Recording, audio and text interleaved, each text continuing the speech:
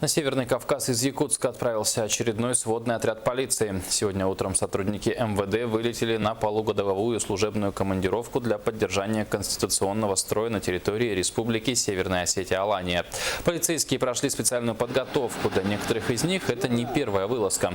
Командиром отряда назначен заместитель начальника уголовного розыска городской полиции Дмитрий Шеин. Сводный отряд полиции сменит своих земляков, которые несли службу на территории Северокавказского региона с декабря прошлого года. Уже на днях прошлая смена вернется домой в Якутск.